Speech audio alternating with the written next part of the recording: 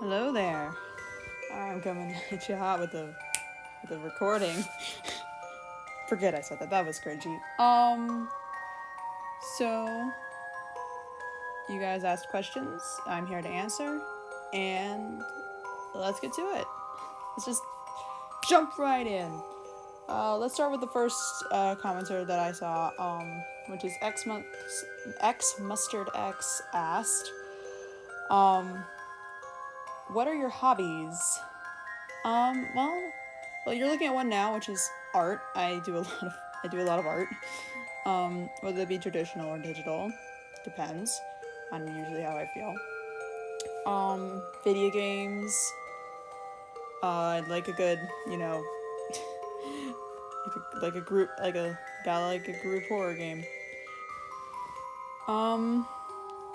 Another hobby of mine. I like to cook. I like to attempt to cook. I like to bake, specifically kind of cookies and cake. I try to bake cakes, and I fail usually. I like to read. I recently read a short little novella about around George Washington and Martha Washington's relationship and love life, so that's fun. I like to create characters, write my own stories. And I do theater. I do musical theater and dance. Usually, not really professionally, but it's what I do. So I consider that a hobby. I cannot play an instrument if anyone asks that.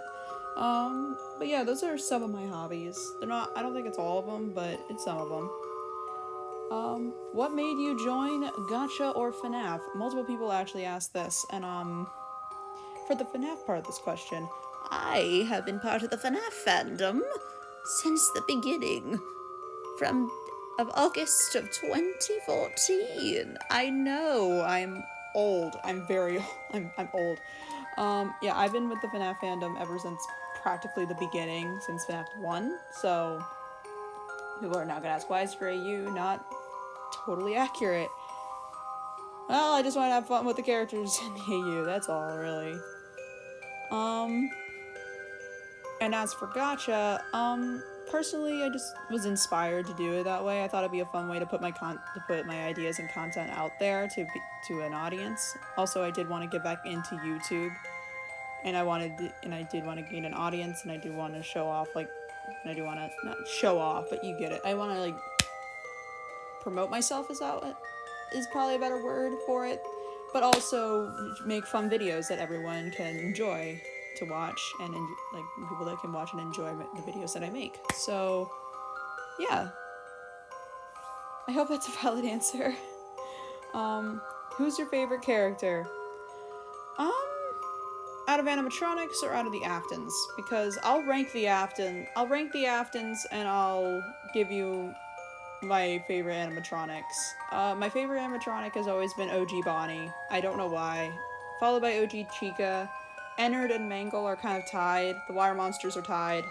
Honorable mentions: Circus Baby, Marionette, Lolbit, The Shadows, and Golden Freddy are probably among the honorable mentions.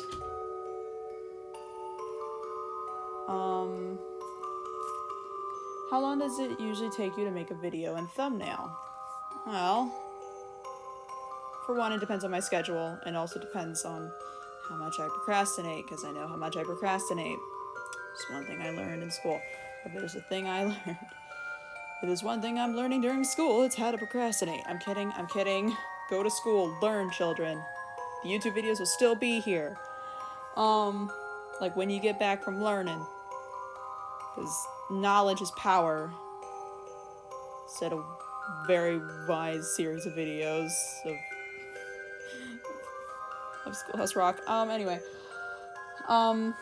For a thumbnail, it depends on how detailed it is. It depends on how it's done, basically. Usually I'd say the given around 2 to 6 hours is around where it is usually for a full length, for a picture. For it depends on how detailed it is. If it's not so detailed, then it usually takes around maybe an hour and a half to 2 hours.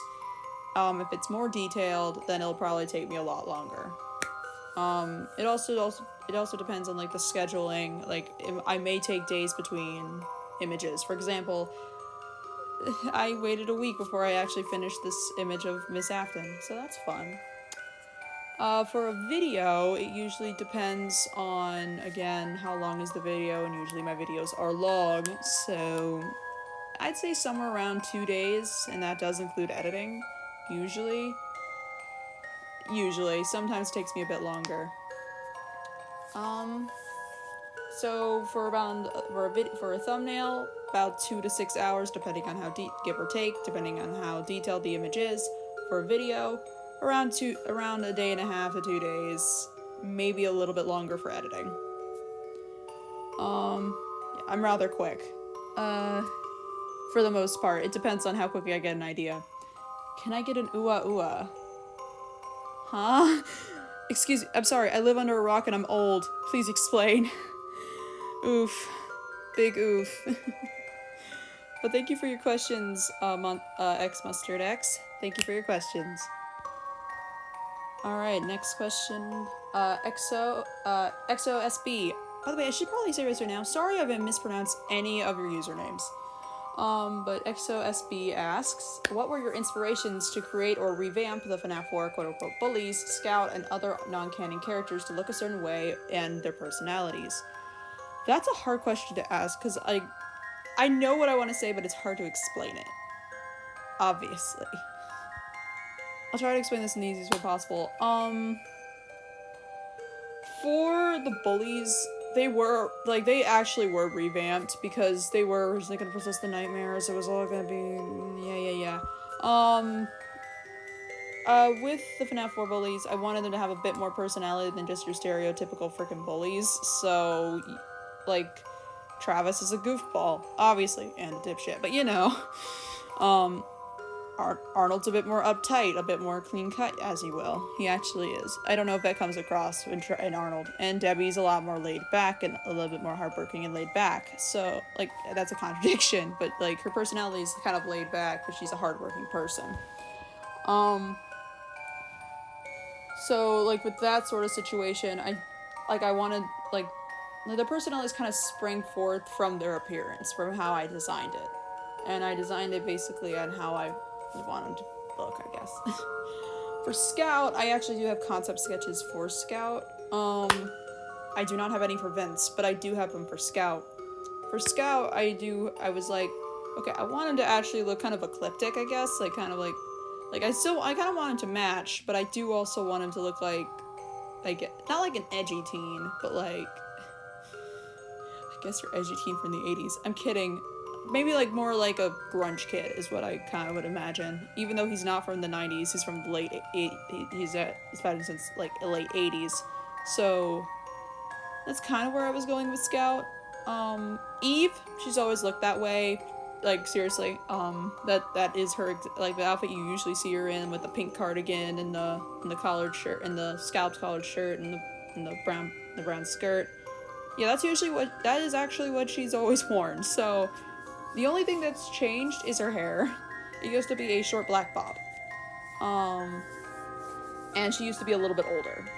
But Eve has practically always been Eve, so there's that. For Miss Prescott, or, you know, Henry's ex, basically, his ex-wife, I guess I wanted her to look fancy. I wanted her to look spiffy and fancy and preppy, so I went with that. For Sammy, since he does not have an official design, unlike Charlie, who kind of has one in her older form, like older robot Charlie, I haven't read the books, guys. I'm telling you now, I have not read the books. So, I've said that multiple times. For Sammy, I kind of just went, many people say he looks like Dream. I get it. That's not what I was going for. I just wanted to go for something comfy. Something that was easy to move in, something that was comfy, sort of. Something that was approachable, like you could actually like go somewhere in, but like comfy. and like he is hyper, so obviously like somewhere he can like jump around and just like have fun in. So like something that influences his hyper friggin' personality. And for Vince, I can't really tell you where that inspiration came from. He's the oldest of all the Schmidt siblings. Clara's the youngest, Vince is the oldest. There's a middle person who's Scout's dad, who you haven't met yet. You'll meet him eventually, I promise. The thing is, he's actually kind of canon, except we don't actually know what his name is, but he's in the first 3 FNAF games. Hello. Sorry. We'll get there. But the personalities kind of sprang forth from their appearance. I hope that made sense. I really hope that made sense. If it doesn't make sense, just let me know. What made you decide to make Afton or FNAF family or gacha content in the first place, which is kind of answered from the first, like from when I answered Mustard's question. I started making FNAF content because like I feel like it'd be fun, and also I could show off the AU that I have. Revamped AU, because my old AU made absolutely no diddly darn sense. So there's that. So more so like a newer AU that actually makes some sort of sense, that kind of combines my old AU with the new one, because it has like characters like Eve and Scout and all them. Although I did revamp the bullies and I did revamp all of them, so yeah, there are certain changes I made, and there are things that I changed. Definitely. But I wanted to create, like, what made me start with gacha content was that I was inspired by a couple of some other people to do it, and I thought it'd be fun. And for doing Afton and FNAF content, I've just been part of the fandom for a while, and I just wanted to show, 1, my AU, 2, I just wanted to do FNAF content because I think it's fun. And there's like a lot you can actually do with the concept and like the messy freaking lore, although it's not as bad as the Zelda lore. We can all agree on that, right? Okay, cool. I'm trying to stay on focus. My ADD brain is just going. Are you planning to focus more on Afton content or on Afton family content, or will you do other content for other fandoms as well? I do plan on kind of branching out. I do actually have a Undertale speed paint of a character. Greetings. Of a character that I start of a speed paint of a Undertale character, and if anyone wants to see that, let me know. Will I do Undertale content? Who knows?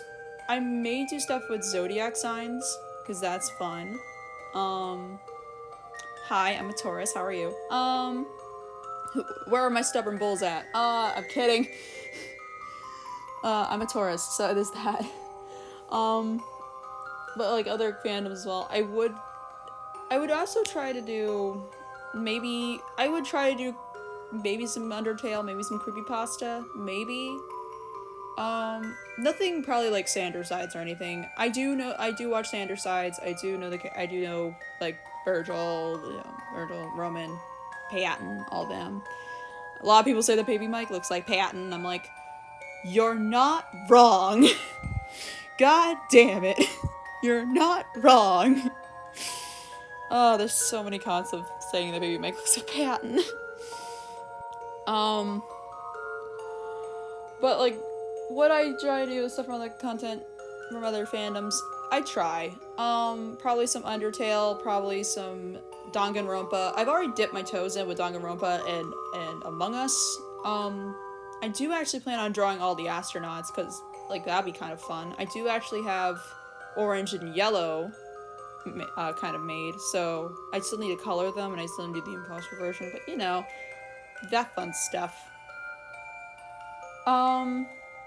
And I do kind of want to try my hand at creepypasta, maybe some Undertale, maybe some other fandoms I've been a part of for a while, like Danganronpa, Your Turn to Die. Well, that's more of a newer game, but like Your Turn to Die, all those fun no-nary games. I probably would just draw for no-nary games, because I don't know what the heck I do. Maybe some animatics and stuff. Probably do some original stuff as well, some with my original characters. Because I have a lot of ideas and I have a lot of characters. Oh my god, I just realized I never ranked my favorite Afton. Oh no. I'm only gonna do canon Afton, so Miss Afton, who I'm drawing right now, will not be included. I'm sorry, I forgot to mention that. That slipped my mind. So I'll just do that. My least favorite canon Afton. I'm sorry, William Stans. I'm sorry, William Stans. You can do Man Behind the Slaughter all you want. I'm sorry. William is not my least favorite character in the series, but at the same point, in the whole shebang, William's an interesting character. I enjoy William. He's just my least favorite Afton. Next is Cece. We don't know too much about him. We don't know much, so Cece's next. And I have also mentioned I do like the kids more than the parents, so there's that. But Cece's next. He's third because we don't know much about him, but like there's a lot you can do with him, I guess. And then but then of course you have Michael and Elizabeth left, and those two are my favorites, and they're practically tied. Like second place is so close to first. Like it is like tailed, like close behind, like I don't know. Imagine two cars, bumper cars, basically, is what it is. But my favorite Afton is Elizabeth. There's my Elizabeth impression. You're welcome. My favorite Afton is Elizabeth. She's my favorite. Michael comes very close though. He's very close. Sorry, that was off on a tangent, and I completely forgot about it. But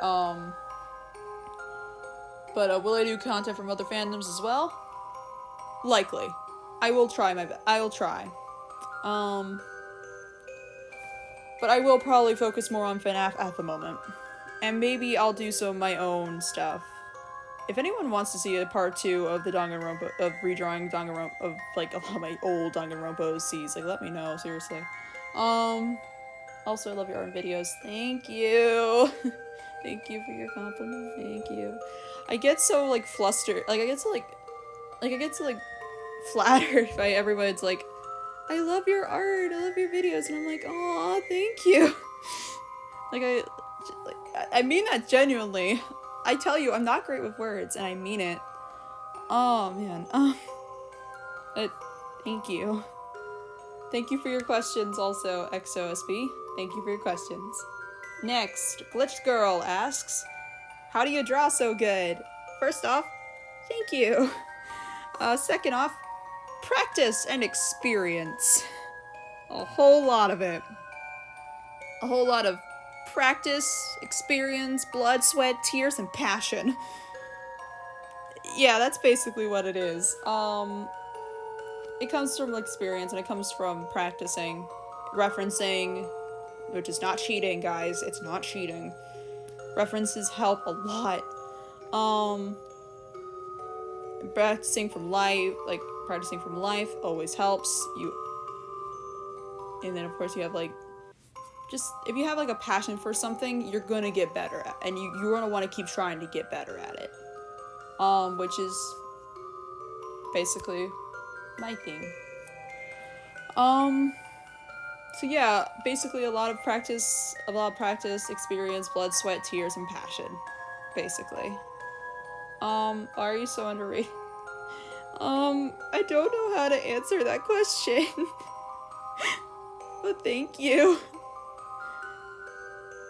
Why are you guys so nice to me? I'm so confused. How long does it usually take to draw the thumbnail, like a picture like thumbnails? I have already answered this question. Around 2 to 6 hours, depending on how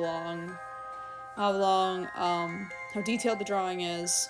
And it'll sometimes take even longer, depending on if I take a break in between because of scheduling, procrastination, all that fun stuff. So, but if I work non-stop, around 2 to 6 hours, depending on how detailed the image is. Do you draw on paper too? Well, curious if this video answers your question. I mean, in the nicest way possible, I swear. This is very awkward, and I apologize, guys.